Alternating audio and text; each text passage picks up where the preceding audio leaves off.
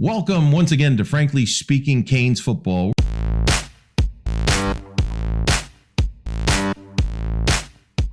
We're really excited to bring you this show today. We want to give you a recap to the final scrimmage in preparation for the Alabama game. After this, the players are going to huddle together with the coaches and begin the preparation for Alabama and the game planning and scheming. So with that being said, let me begin this video broadcast by thanking you for joining us, asking you to like, share, and subscribe to our channel, Frankly Speaking Canes Football. Thank you so much. So we're going to go through a variety of different press conferences and video and talk to you guys about the players that we think are going to be very important in the lead up to the Alabama game. We're going to be highlighting those players that we think need to contribute quickly and need to step up for us to have a chance to compete with Alabama. There's definitely some really nice highlights about what we're seeing on the field and what's happening that give us a tremendous amount of confidence that we can compete with Alabama and possibly win the game. It's going to be a hard-fought game because it's not really in a neutral site. It's on August 4th. Basically, it's pretty much a home game for Alabama. So we're getting excited because we're getting close to this. So with that being said, let me start with the presser that Manny Diaz gave at the end of the final scrimmage in preparation for the University of Alabama, the Crimson Tide, and what he saw, what the highlights were, the players that stood out, and then we'll take it from there. So without further ado, here we go. All right, Coach, second scrimmage 6 days after the first. What did you see from the team tonight? I saw improvement from scrimmage one, which is what you would have suspected. Derek got us going again offensively. He's supposed to play in a drive to a touchdown drive to get things going. But the night belonged to the defense. I think from start to finish, they were, the one defense was pretty dominant tonight. Front seven was really flying. What did you see out of that? Yeah, I thought our defensive line was excellent. And typically what you see, if the pattern holds up, is typically the final scrimmage before the start of any new season, you're going to see the defense dominate because what happens is they start to incorporate a few blitz packages, a few stunts. They start to do a little bit of scheming. They start to put some pressure to fine-tune the defensive line. And against Alabama, they have a monumental task with Alabama's offensive line, their receivers, and their quarterback. It's going to be a monumental task. So it's no surprise that the defense dominated. And the offense, while they're going to be doing some things as well, it's going to be more about protecting the players and seeing what combinations you have out there and juggling the roster a little bit. The defense is probably pretty set. Very disruptive. Silvera had a sack, McLeod had a sack, Elijah Roberts had a sack, DeAndre Johnson had a sack. I thought Corey Flagg had a great scrimmage. Keontre Smith at PBU and a bunch of tackles. Wayman Steed had 4 tackles, did some really good things. They were just They made themselves hard to run the ball against, put the offense in some long yard situations where, you could get in some pressure situations. What did you see on the back end for the secondary? Well, our tackling was night and day from last week. We tackled much, much better. Very, very little run after the catch. Just a lot of guys throwing on the ball, a lot of confidence, We're, like I said, big strides from where we were a week ago. You mentioned Derek's opening drive, but how did the quarterbacks look 1 through 3 tonight? Yeah, Derek hit the long one, and obviously we didn't get Derek a ton tonight, but hit the long one to Keyshawn Smith, which was encouraging to see. Van Dyke led a drive at the very end, ended up finishing with 2 touchdowns. Jake was 8 for 12, so, and again, a lot of those guys were facing the teeth of the rush pretty tough. So, again, I think they're all continuing to show that we can win with all 3 of them. And we'll continue into Bama prep now and sort of go from there. The young receivers also had a good night again. Yeah, those guys, Brashard, 5 catches. Jacoby had 5 catches again. Brinson had 57 yards receiving. Great to see. I mentioned Keyshawn Smith. Restrepo had a couple touchdowns. So again, we've got some depth. I think we've got some, like we said, we're noticeable by their absence was Pope and Wiggins. Here we are on the final scrimmage that was just completed, and we're heading into game prep, and you didn't hear any one of their names mentioned with a catch. You're going to see that this scrimmage was used as a fine-tuning event to get the combinations that you want in there. So I think you're going to see the three amigos, Brinson, Jacoby Spells, and you're going to see Mello in there. You're going to see Rashad also in there. You're going to see those three guys playing a lot more and challenging for spots alongside Smith, Harley, and Rambo, and Restrepo as well. So behind Harley, I think you're going to see Restrepo, and you're not going to see much of Pope. Pope may go in and out because he knows the system, but Restrepo, Pope's going to have to hold on the ball. This is a challenge that we've had with Wiggins and Pope. These guys stab at the ball. These three amigos, they go for the ball, they challenge for the ball, they fight for the ball, they attack the ball. This is something we've been missing in the receiving core room for a long time. So let's hear some more. We've got to figure out, okay, who can we go take to now accomplish a mission? Because now we've got a mission to come together, and I think those guys will be a part of it. Now your team transitions from camp mode to game week, or Right. game prep mode for week one. What do you see in the next couple of days is important for you? Yeah, you've got to come together now. So, spring ball, summer workouts, the first 2 weeks of training camp, it's really, it's about the improvement of the individual player. Okay, as if you took a car, took all the parts apart, and you're trying. So I expect that the rosters will be locked in place probably by Tuesday or Wednesday. And I think that you're going to see all those components. So now you know the players that you're going to go to battle with. And now they begin the process of scheming, game planning, and matchups. I think the key is going to be here in the matchups. There's several key players, and I'll discuss them later at a future video just prior to the game, that I think are going to be critical as far as matchups are concerned against Alabama. Alabama plays a 3-4, and they've got four outstanding linebackers that are the size of defensive ends. 6'3", 6'4", 6'5", 245 pounds. That Alabama defensive front is ferocious, and they've got a strong front seven.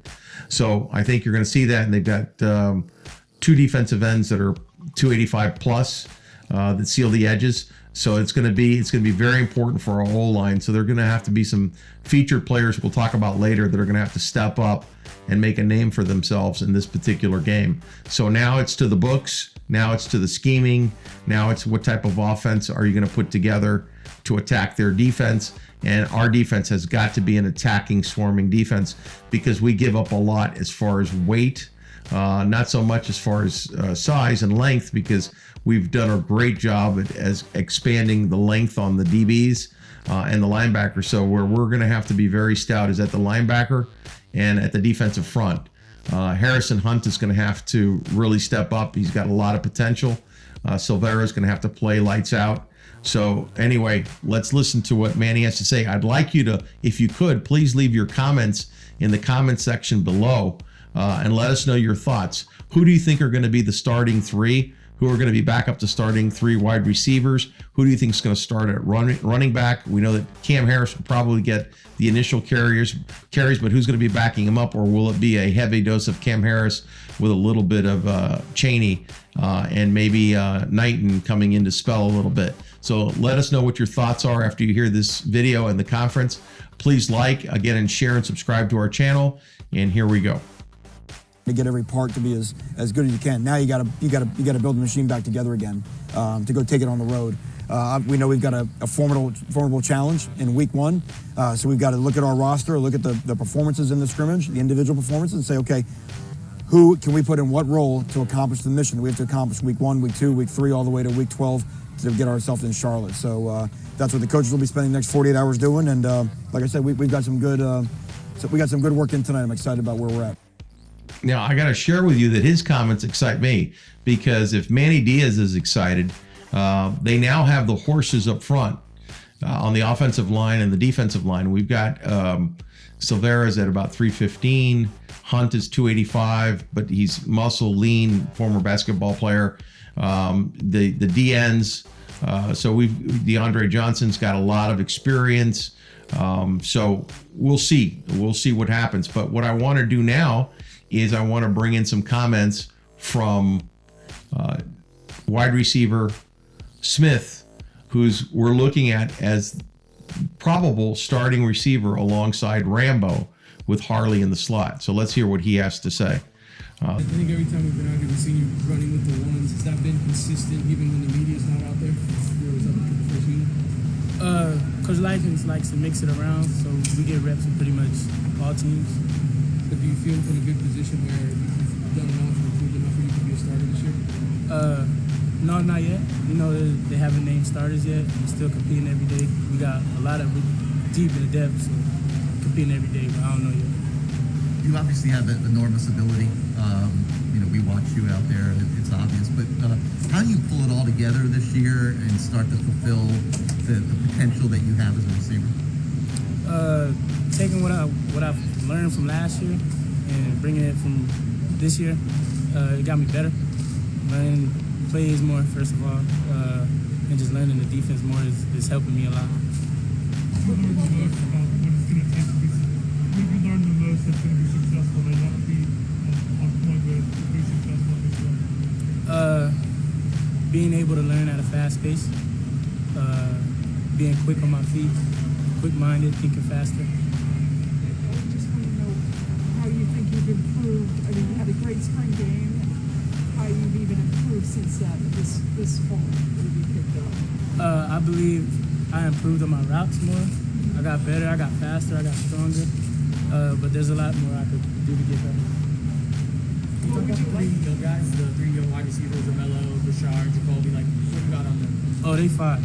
We call them the three amigos in the meeting rooms every day. Well, what's special about them? Like, what do they do that kind of stands out to, roller around? They learn fast. They're smart, and they attack the ball. How much do you talk to Rambo and try to pick his brain about skills to pick up? How much do I hang out with him? Oh, talk to Rambo, just pick his brain. We talk every day. That's my dog. We click instantly. We hang out every day, talk every day.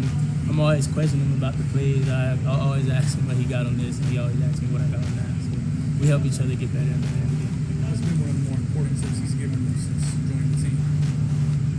Just to, I get in my head sometimes. If I make a bad play, he'll be there to tell me, next play, do it. Next play, do it better. Stuff like that. What's exciting to hear Smith, and what gives us a sense of confidence, is that you have in Rhett Lashley's offense, you have these three amigos that he's talking about: Rashad, Mello, and Jacoby Spells. These three cats are athletic. They're all over 6 foot, 6'1", 6'2". No more of the small receivers. They're all $185 or a little bit bigger. Same thing with Smith, and they all attack the ball. They catch the ball with their hands. They look the ball in and they catch it, and they're very athletic. They're quick. They run crisp routes. They're smart. They're hungry. And with Rhett Lashley and the spread offense and everything that he's doing with that offense, it's an exciting opportunity because he now has a pretty solid offensive line, appears to be, and a stable of backs that he can throw at those linebackers for Alabama. So again, in our next episode, we're going to talk about the backs that need to step up. We're going to talk about the wide receivers, Rhett Lashley's game planning against Alabama, where their weaknesses are. They're very few, if any. And we're going to talk about the offensive side of the ball, the players that need to step up. And we're also going to talk about the players that need to step up on the defensive side of the ball, and the players that we see might be matchup problems for Alabama, and the players that we see that we may have matchup problems with Alabama as well. So I want to tell you that it's super encouraging to hear him talk about the three amigos. We have suffered with a poor receiver core for quite some time, and it's really exciting to see. And I would expect that in this game and going forward, you're going to see a diminished role for Wiggins and even for Pope, because Restrepo is going to be the one backing up Harley, in my opinion. You might see Pope go in there and get a few plays, but pretty soon that role will be relinquished over to Restrepo. And we're not even talking about the Arroyo, the tight end, who's had a fantastic camp. And I think you're going to see him and Mallory are going to be another threat that Alabama's going to have to deal with. So let's finish listening to what he has to say. While Smith has not been named the starter, I think the consensus is clear that he will be a starter alongside Rambo with Harley in the slot. You guys are having a lot of position competition at wide receiver. How are you guys approaching that? Does it keep you on point every day, motivate you, that kind of thing? It does keep us on point. It lets us not get comfortable because the person that's like right behind us is just as good as us. So we can't get comfortable. We get our spot took just like that. How's the arc looking? You know, since he's back. I think he looks better than what he was when he first got here. Really? In what way? Faster. He it's Jared, so he just he gets better every day. And the one I asked was about Alabama. How do you imagine that game to be? That has to be exciting. It's very exciting. I never really played in front of a platform that's going to be like that, but we're ready for it. What do you imagine? When you daydream about it? What I imagine, just a crowd full of people, but we're locked in and ready to play. Can you tell me about Tyreek Stevenson, just what it's like to go against him? I know he's heavier than the other corners. What's the challenge like? Okay, another important component in this game that we haven't had in the past. Tyreek Steven is over 6 foot, 6'1", 6'2", 210, 212 pounds, really lockdown corner. You've got DJ Ivey, who's 6'2", who's got length. So our outside starting corners have length, have speed, have agility, have athleticism. You've got Corey Couch, who's a fantastic cover corner. He's smaller, he's on the small side, but he makes up for it with quickness. He may be the quickest and fastest of the corners with his recovery speed. You've got a veteran secondary, so the defensive backfield, and that's going to be the key.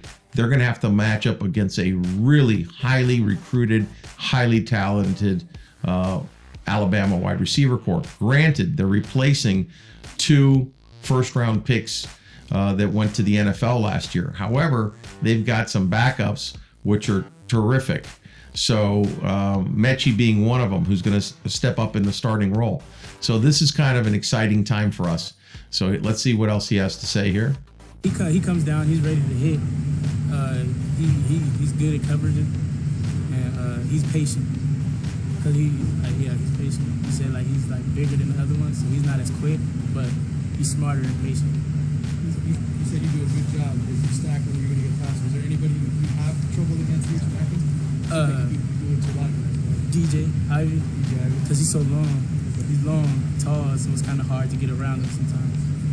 Jalen Rivers is taken It went really well. the starting position at, I'm not sure if it's left guard or right guard, but he is a redshirt freshman who's 325 pounds. I believe he's 6'5". Donaldson's on the other side, who's 6'6", 345 pounds. These two gentlemen are just big and powerful, quick, and able to run Rhett Lashley's quick-paced offense, where they're going to get at least 80 snaps a game. So you're going to see a fast-paced offense to keep the other team to keep Alabama from being able to make adjustments on the field as quickly with those 4 linebackers. So look for them to spread it out and for these guys to run to the snap to the ball. We saw some of those drills in practice. So I wanted you to hear him.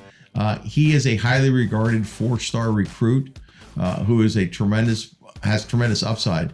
So he's got 1 year under his belt with Rhett Lashley, so he knows the playbook. So it's not like we're throwing a true freshman out there. Jahali Clark was going to start, and they were battling for that position, but he got injured. So you'll see them as interchangeable. We go probably 9 deep, maybe 10 deep on the offensive line, which we haven't had in years. So this is very exciting. So let's hear what he has to say. We work together as a team. It's the first time I'm going with the offense for real, and we just have a great bond, and we're just building that chemistry so we can look forward to having a great fall. Are you getting to the point where you feel comfortable now? Yeah, the game's slowing down to me. This is my second year, and I'm just learning the plays. I'm learning the techniques to where the game is slowing down for me. So, yeah. Navon? Yeah, so Vaughn, he's a great asset to the team. He's coming off the injury. He gives me a lot of tips as a young guy, and it's great to have him on the line again and working with him.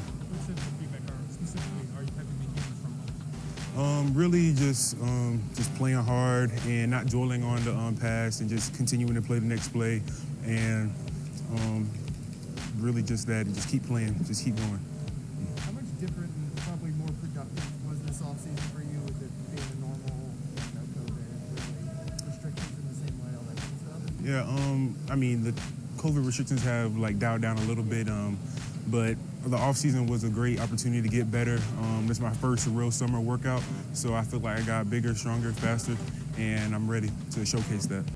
We're going to feature some more players going forward.